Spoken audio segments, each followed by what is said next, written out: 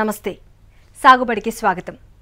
రసాయనాలతో పండించిన పంటలతో రైతులకు వినియోగదారులకు ఇద్దరికీ నష్టం. అదే ప్రకృతి పద్ధతిలో పండించే పంటలతో రైతులు ఆరోగ్యంగా ఉంటారు, అవి తిన్న వినియోగదారులు కూడా ఆరోగ్యంగా ఉంటారు. అందరూ ఆరోగ్యంగా ఉండాలంటే చేయాల్సింది ప్రకృతి వ్యవసాయమే అంటాడు జనార్దన్. రసాయనాల నుంచి భూమాతని కాపాడుకోవాలంటే చేయాల్సింది గో ఆధారిత వ్యవసాయమే. 4 ఏళ్లుగా ప్రకృతి వ్యవసాయం చేస్తూ తనతో పాటు ఇంకో నలుగురిని ఇదే పద్ధతిలో వ్యవసాయం చేసేలా చేసిన జనార్దన్ సక్సెస్ స్టోరీనే ఈనాటి మన సాగుబడి.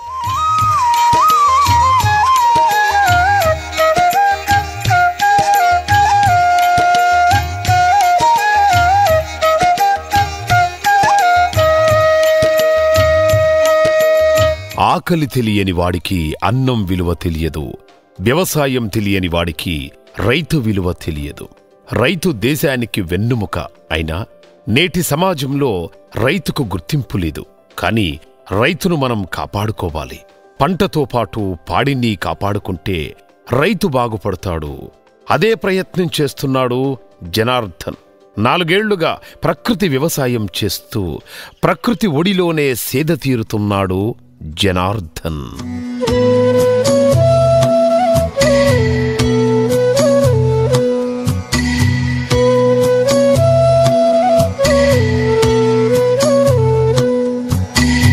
జనార్దన్ది జగిత్యాల జిల్లా తుంగూరు గ్రామం.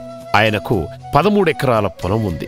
15 ఏళ్ల క్రితం ఫెర్టిలైజర్స్తో వ్యవసాయాన్ని స్టార్ట్ చేశాడు. రసాయనాలతో వ్యవసాయం చేసేటప్పుడు ఏటా పెట్టుబడి భారీగా పెట్టాల్సి వచ్చేది. దిగుబడి చూస్తే అంతంత మాత్రంగానే ఉండేది.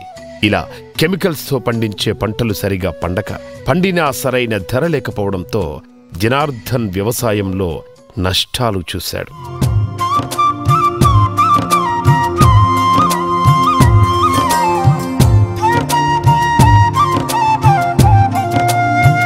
రసాయనాలతో విసుగు చెందిన జనార్దన్ పాలేకర్ గో ఆధారిత వ్యవసాయం గురించి తెలుసుకున్నాడు.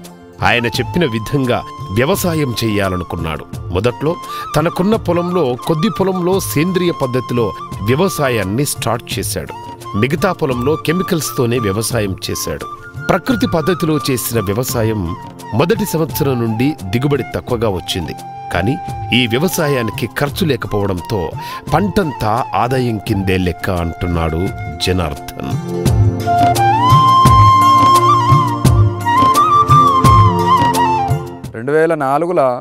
సుభాష్ పాలేకర్ గారు కరీంనగర్లో 3 రోజుల శిక్షణ శిబిరాలు ఏర్పాటు చేశారు ప్రకృతి వ్యవసాయం మీదనే. అతని మాటలను స్ఫూర్తిగా తీసుకొని ఈ రామన్న అనే రైతు దగ్గర కొన్ని మెలకువలు నేర్చుకొని ఆ ఉన్న ఆవులతోనే ఈ ప్రకృతి వ్యవసాయం ఆరంభించడం జరిగింది.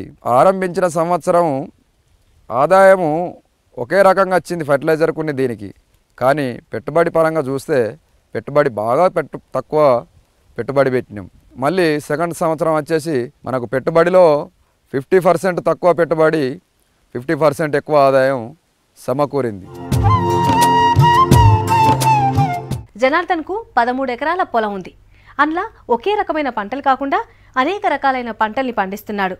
వరి, మామిడితో పాటు కూరగాయలు, నువ్వులు లాంటి పంటల్ని సేంద్రియ పద్ధతిలోనే పండిస్తున్నాడు. జనార్దన్కు రసాయన వ్యవసాయం కంటే సేంద్రియ వ్యవసాయమే తృప్తినిచ్చింది. మొదట 1 ఎకరంలో స్టార్ట్ చేసిన ఈ వ్యవసాయాన్ని 2 ఏళ్లలో తనకున్న మొత్తం పొలానికి విస్తరించాడు. పెట్టుబడి తక్కువగా ఉండటంతో ప్రకృతి వ్యవసాయంలో ఆదాయం బాగానే వస్తుందంటున్నాడు ఈ ప్రకృతి ప్రేమికుడు. ఇంకా కొన్ని మెలకువలు నేర్చుకొని ఇంకా కొంచెం ఎక్కువ శ్రద్ధ, ఫిజికల్గా మెంటల్గా కొంచెం శ్రమ తీసుకొని చేస్తే కనుక ఇంకా కొంచెం ఎక్కువ ఫలితాలు వచ్చే తట్టున్నాయని ప్రారంభించినాం. 2013 నుంచి 100% చేసి చూడాలి. ఇప్పుడు 50% చేస్తేనే 30%, 40% ఆదాయం పెరిగింది. ఈ 100% చేసి చూస్తే ఇంకా మనకు ఆదాయం పెరుగుతుంది. మన భూమిని మనం కాపాడుకున్న వాళ్ళం అవుతామని ఈ మంచి గట్టి నమ్మకంతో, గట్టి దృక్పథంతో మొదలుపెట్టినాం. జనార్దన్కున్న 7 ఎకరాల పొలంలో 3 ఎకరాలు మామిడి తోట పెట్టాడు. దీంట్లో మొదట కెమికల్స్తోనే మామిడి పంటలను తీసేవారు. మామిడి తోటకు ఖర్చు చాలా వచ్చేది, ఆదాయం మాత్రం అంతంత మాత్రమే ఉండేది. కానీ ఇప్పుడు తోటకు జీవామృతం పారిస్తుండడంతో దిగుబడితో పాటు తోట ఆరోగ్యకరంగా బాగా ఉంటుందని చెబుతున్నాడు. అన్నిటి మీద లెక్కలేసి చూస్తే ఆదాయం పెరిగింది, ఒక 30% ఆదాయం పెరిగింది. 100% దీనికి ఏ ఒక్క రూపాయి రసాయనిక ఎరువులు చల్లకుండా ఈ మాకు ఉన్న ఆవులతోని లభించిన ఎరువునే గోమూత్రంతో కలిపి మిశ్రమాలు ఆ జీవామృతాన్ని ఘన జీవామృతాన్ని కానీ వేరే కషాయాలను కానీ పిచికారీ చేసుకుంటూ మిశ్రమం చేసుకొని చల్లుకుంటున్నాం. పెట్టుబడి 1 నుంచి 2,000 మాకు 10 ఎకరాలకు సరిపోయేంత కషాయాలు తయారు చేసుకుంటున్నాం. అన్ని రకాల పంటల మీద ఉపయోగించుకుంటున్నాం. ఫర్టిలైజర్ కొన్ని దీనికి తేడాలు ఏంటంటే పెట్టుబడి తక్కువ, ఆదాయం వచ్చి సేమ్ వచ్చినా కానీ మనం ఆ పెట్టుబడిని ఇంట్లో లెక్కలేసుకుంటే ఒక 10,000 ఎక్స్ట్రా ఎకరానికి మిగిలిపోతుంది. జనార్దన్ 2 ఎకరాల్లో మొదట పసుపు వేశాడు. పంట కోసిన తర్వాత అదే పొలంలో కూరగాయలను సాగు చేస్తున్నాడు. బెండకాయ, టమాటా, వంకాయ, మిర్చి, చిక్కుడు లాంటి పంటలను వేశాడు. ఒక అర్ధెకరంలో నువ్వులు, మరో అర్ధెకరంలో మొక్కజొన్న పండిస్తున్నాడు. వీటన్నింటికీ జీవామృతం పారిస్తూ ఆరోగ్యకరమైన పంటలను పండిస్తున్నాడు.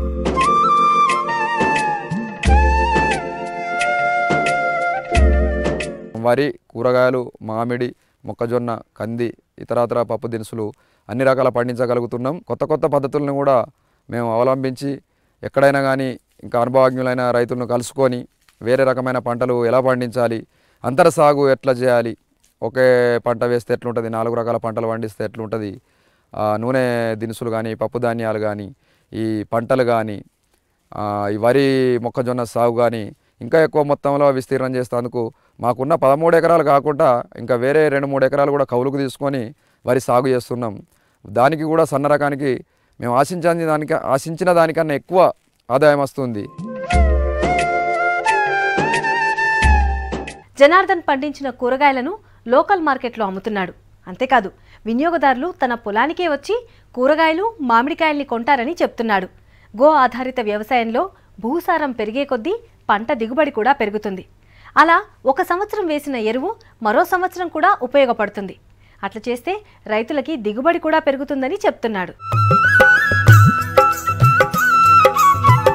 జనార్దన్ ఆర్గానిక్ పద్ధతిలో పండించి లోకల్ మార్కెట్లో అమ్ముతున్నాడు. ఈ ఏడాది మామిడి తోటలో 3 సార్లు పంటను కోశారు.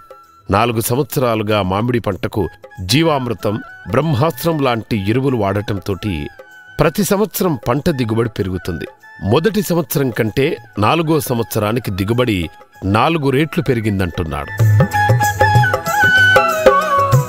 3 ఎకరాలు వచ్చి మామిడి తోట, మిగతా 5 ఎకరం పసుపు పెట్టినాం. పసుపు తర్వాత ఈ మొక్కజొన్న, నువ్వులు, కూరగాయలు. మిగతాది వచ్చి 2 ఎకరాలు వరి, తర్వాత 2 ఎకరాలు కంది. మామిడి 3 ఎకరాలు. 3 ఎకరాల్లో 2 సార్లు మామిడి కోతకు వచ్చినాం ఈ లాస్ట్ సారి. అన్ని రకాలైన పంటలకు మూలాధారం ఆవు పేడ, ఆవు మూత్రం.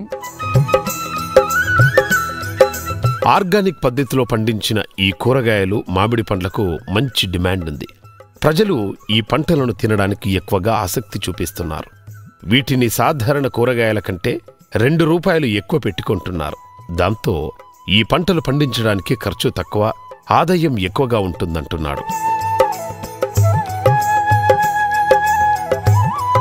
ప్రతి పంటది మాది లోకల్నే మార్కెటింగ్ అవుతుంది.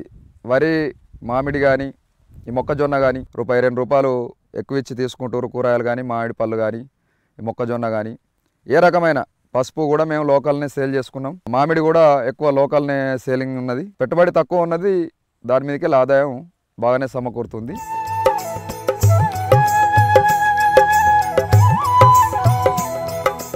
గో ఆధారిత వ్యవసాయంలో ప్రతి సంవత్సరం భూమి సారం పెరుగుతుంది. ఏ పంట వేసినా 10% ప్రాఫిట్ వస్తుంది. భూసారం పెరిగే కొద్దీ ప్రతి సంవత్సరం పంటల దిగుబడి పెరుగుతుంది. ఆదాయం కూడా బాగా వస్తుంది. ప్రకృతి వ్యవసాయం స్టార్ట్ చేసినప్పుడు మొదటి సంవత్సరం అనుకున్నంత దిగుబడి రాకపోయినా ఆ తర్వాత వచ్చే పంటలకు అధిక దిగుబడి వచ్చేందుకు అవకాశం ఉంటుంది.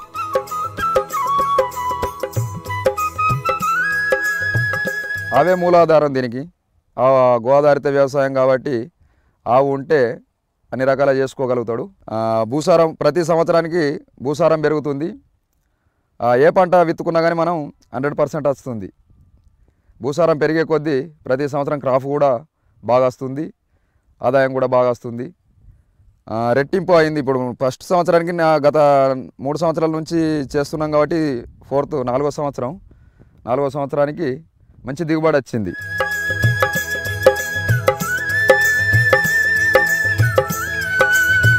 ఈ ప్రకృతి వ్యవసాయంలో చాలా లాభాలున్నాయి. దిగుబడి ఎలా ఉన్నా రైతుకు మాత్రం నష్టం రాకుండా ఉంటుంది. ఈ వ్యవసాయం చేస్తేనే రైతులంతా లాభాలు ఆర్జించవచ్చంటారు జనార్దన్. ఫెర్టిలైజర్స్తో పండించిన పంటలకు క్వింటాల్ బియ్యం 3,000 నుంచి 4,000 వరకుంటే, అదే ప్రకృతి పద్ధతిలో పండించిన తన బియ్యానికి 5,000 నుంచి 6,000 రూపాయల వరకు డిమాండ్ ఉంది.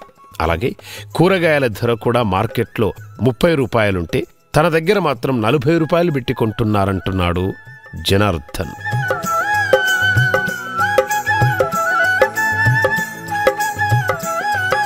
బియ్యం రేటు మార్కెటింగ్ బయట ఫర్టిలైజర్తో పండించిన దానికి 3,000 నుంచి 3,500 ఉంటే మాకు 5,500 నుంచి 6,000 దాకా ధర వలికింది. కూరగాయల ఖర్చు కూడా మార్కెట్లో 30-35 రూపాయలు ఉంటే మాకు కిలోకి ఒక్కంటికి 40 రూపాయలు పెట్టి కూడా తీసుకెళ్తున్నారు. ఈ కూరగాయలు కానీ, ఈ బియ్యం కానీ, ఈ వడ్లతోని అయిన ఈ మొక్కజొన్న కానీ, ప్రతి పంట, ఏ పంట కానీ, పండు కానీ, పొలం కానీ, ఏదైనా కానీ ఈ గో ఆధారిత వ్యవసాయంతో లభించినవి 100%. చిన్న పిల్లాడికెళ్ళి మొదలు పెడితే మనకు వయసు అయిపోయిన పెద్ద మనుషులకు కూడా జీర్ణించుకోగలిగేటట్టు ఉంటుంది. వారు ఆరోగ్యంగా అన్ని రకాల బాగుంటున్నారు.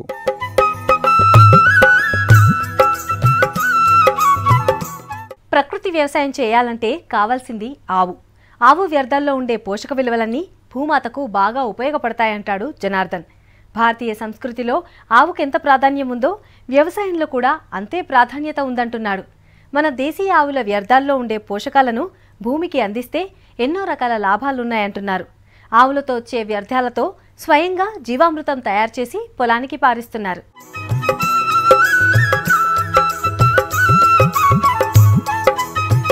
మన వ్యవసాయం సంస్కృతిలో ఆవు ప్రధాన పాత్ర పోషిస్తుంది. భూమికి గోవుకి రెండింటికి అవినాభావ సంబంధం ఉంది.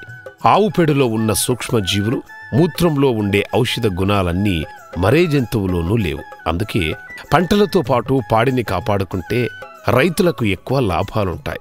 హరిత విప్లవంలో ఫెర్టిలైజర్స్ వాడటంతోటి భూమి నాశనమైంది, కాంక్రీట్లా మారింది, నీళ్లు పీల్చుకునే శక్తిని కోల్పోయింది, నీళ్లు భూమిలోకి ఇంకడం లేదు.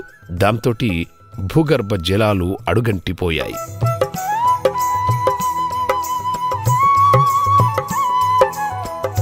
ఈ ప్రకృతి వ్యవసాయం ఒక ఆవుతోనే సాధ్యమవుతుంది. ఆవు పేడల, ఆవు మూత్రంలో ఉన్న ఔషధ గుణాలు కానీ, ఇలా భూసారాన్ని పెంచే గుణాలు కూడా ఈ ఆవు పేడల, ఆవు మూత్రంలోనే తప్ప గోమాతతోనే భూమాతను కాపాడే మార్గం తప్ప ఇంకొకటి ఇప్పుడు కనిపించడం లేదు. ఫర్టిలైజరు వేసి మొత్తం కంక్రీట్ లెక్క అడుగున అసలు గాలి వెళ్ళడం లేదు సరైనట్టు, నీరు కూడా పీల్చుకునేంత శక్తి లేదు. గో ఆధారిత వ్యవసాయంలో ముఖ్యంగా ఏంటిదంటే మనం గోపేడ వేసుకొని లోతు దుక్కి వేసుకొని గోపేడ వేసుకున్నట్టయితే భూమికి సరిపోయేంత గాలి, నీరు, భూగర్భ జలాలు కూడా పెరిగి మనకు భూమి కరెక్ట్గా మన వర్షపాతాన్ని కరెక్ట్గా వినియోగించుకుంటుంది. ప్రతి సంవత్సరం మన ఆవుల ఎరువు వేసుకున్నట్టయితే ఎకరానికి వచ్చి ఒక 6 నుంచి 8 టన్నుల ఆవు ఎరువు వాడితే మీరు ప్రతి ఏ పంటనన్నా అట్లా విత్తుకోండి అంతే. అది ఎంతో అందంగా కానీ ఎంతో ఆరోగ్యంగా కానీ మొక్క మొలకెత్తుతుంది.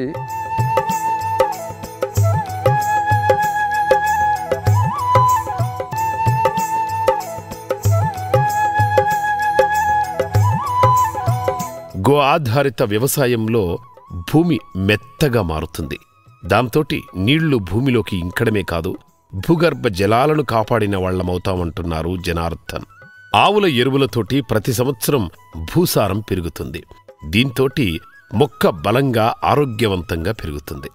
ఈ పంటలు తిన్న మనుషులు ఆరోగ్యంగా ఉంటారు.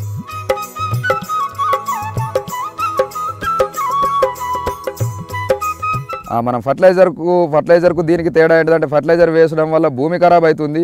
ఆ భూమి ఫర్టిలైజర్కి అలవాటు అయిపోయి అది వేయకపోతే పంట వచ్చే ఛాన్సే లేదు. ఇంకొకటి ఈ ఆవు పేడకు, ఆవు మూత్రానికి అలవాటు పడ్డది, ప్రకృతి సేద్యానికి అలవాటైన భూమిలో మనం సంవత్సరం వేసి ఇంకొక సంవత్సరం వేయకున్నా కానీ మనకు ఆల్రెడీ భూసారం పెరిగి ఉంటుంది కాబట్టి మనం ఏ విత్తనాన్ని వేసుకున్నా తట్టుకొని మనకు నీరు కూడా తక్కువ మోతాదులో తీసుకొని ఎక్కువ ఆరోగ్యంగా ఉండేటట్టు మొక్కను ఎక్కువ పంట వచ్చేటట్టు దిగుబడి కూడా ఎక్కువ వచ్చేటట్టు అది కూడా 100% హెల్తీగా.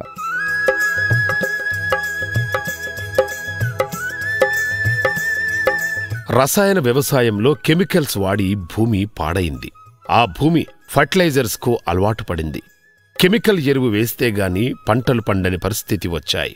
కానీ గో ఆధారిత వ్యవసాయంలో అలా కాదు. ఒక సంవత్సరం వేసిన ఎరువు మరో సంవత్సరం కూడా ఉపయోగపడుతుంది. దాంతోటి ఈ భూమిలో ఏ విత్తనం వేసినా మొలుస్తుంది.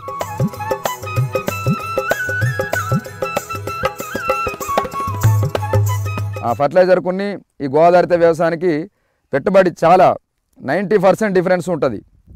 మనం ఎకరాకు వచ్చి అది ఒక 20,000 ఖర్చు పెట్టుకుంటే ఇది ఎకరాకు 2,000తోని. అదే ఫర్టిలైజర్ రూపంగా అయితే మనం నారు పోసుకున్నప్పటి నుంచి యూరియా అనో DAP అనో ఇంకా వేరే ఇండ్రిన్ గుళికలనో వివిధ రకాలైనవి పెట్టుబడి అక్కడ నారు పోసినప్పటి నుంచే స్టార్ట్ అవుతుంది. భూసారం పెరిగేందుకు మనం జీవామృతాన్ని వాడి ఘనజీవామృతం మనం ఎరువును కొంచెం పొడి రూపకంలో గోమూత్రంతో కలుపుకొని ప్రతి 15 రోజులకు ఒకసారి జీవామృతాన్ని అందించుకున్నట్టయితే రోగ నిరోధక శక్తి పెరిగి మనకు ఇతర వేరే వ్యాధులు సోకే ఛాన్సే లేదు.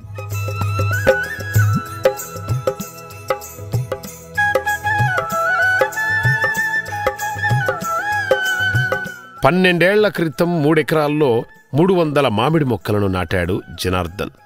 ఫస్ట్ల ఫర్టిలైజర్స్తోనే పంటను సాగు చేశాడు. దాంతో ఏటా ఖర్చు పెరిగేది. అంతేకాదు మామిడి తోట పూత పిందె టైంలో గాలి దుమారం వచ్చి ఉన్న పంటంతా నాశనం చేసింది. రైతులకు మరింత నష్టం వచ్చేది. రైతులకు పెట్టిన పెట్టుబడి కూడా రాకపోయేది. జనార్దన్ కూడా ఇలాంటి అనుభవాన్ని ఎదుర్కొన్నాడు. కానీ ప్రకృతి వ్యవసాయం చేసినప్పటి నుంచి మామిడి తోట ఎంతటి గాలి దుమారాన్నైనా తట్టుకునే శక్తి పొందింది. అందుకే ప్రతి ఒక్కరూ ప్రకృతి వ్యవసాయం చేయాలంటాడు జనార్దన్.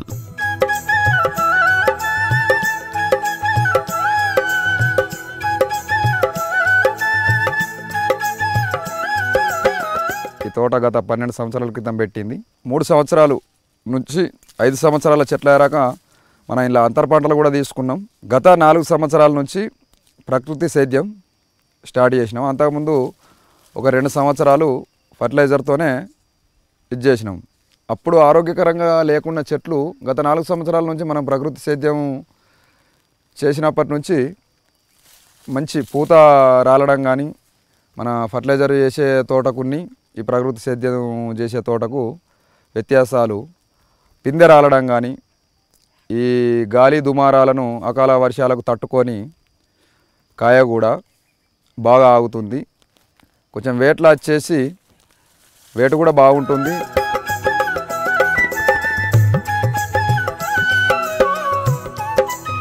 రసాయన ఎరువులు వాడటంతో పెట్టుబడి పెరిగి దిగుబడి తగ్గుతుంది. దానికి తోడు దళారీ వ్యవస్థ కూడా రైతులను నిండా ముంచుతుంది. కానీ ప్రకృతి వ్యవసాయంలో తక్కువ పెట్టుబడి ఎక్కువ దిగుబడి వస్తుంది. దానికి తోడు మార్కెట్లో ఈ పంటలకు మంచి డిమాండ్ కూడా ఉంది. అందుకే అందరూ ప్రకృతి వ్యవసాయం చేయాలంటాడు జనార్దన్.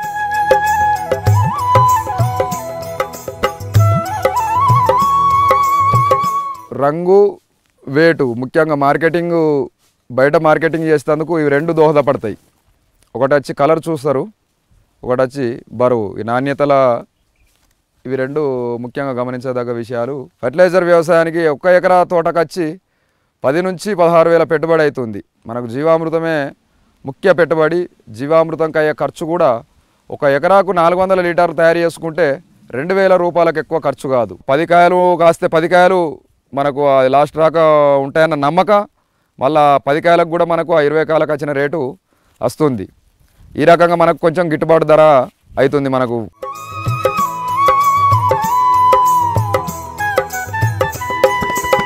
ప్రస్తుత సమాజంలో ఉద్యోగాలకే ఎక్కువ ప్రాధాన్యత ఇస్తున్నారు. కానీ దేశానికి వెన్నెముక లాంటి వ్యవసాయాన్ని ఎవరూ పట్టించుకోవడం లేదు. అందుకే యువత ముందుకు వచ్చి వ్యవసాయం చెయ్యాలంటాడు. అంతేకాదు విషంతో కూడిన ఈ భూమిని విషరహిత భూమిగా మార్చాలంటాడు. వ్యవసాయం అంతరించకుండా రేపటి తరానికి అందించాలంటాడు జనార్దన్.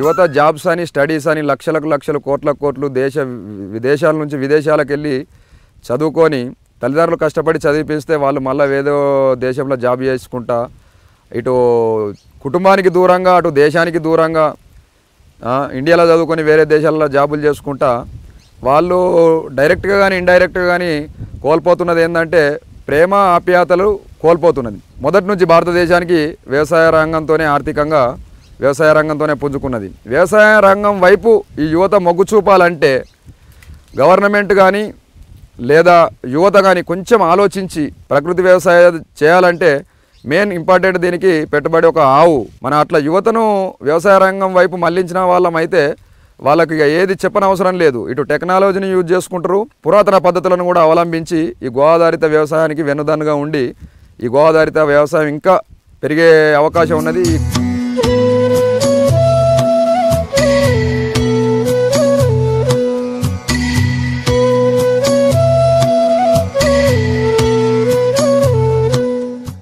ఏటికేడు పెరుగుతున్న పెట్టుబడులు, దానికి తోడు దళారీ వ్యవస్థ అన్నీ కలిసి రైతుని ఉరితాళ్లకు దగ్గర చేస్తున్నాయి. ఇది మారాలి అంటే చేయాల్సింది ప్రకృతి వ్యవసాయం. రైతు బాగుండాలి, రైతుతో పాటు సమాజము బాగుండాలి. ఇది ఈ వారం మన సాగుబడి. మరో రైతు సక్సెస్ స్టోరీతో మళ్ళీ సాగుబడిలో కలుద్దాం. నమస్కారం.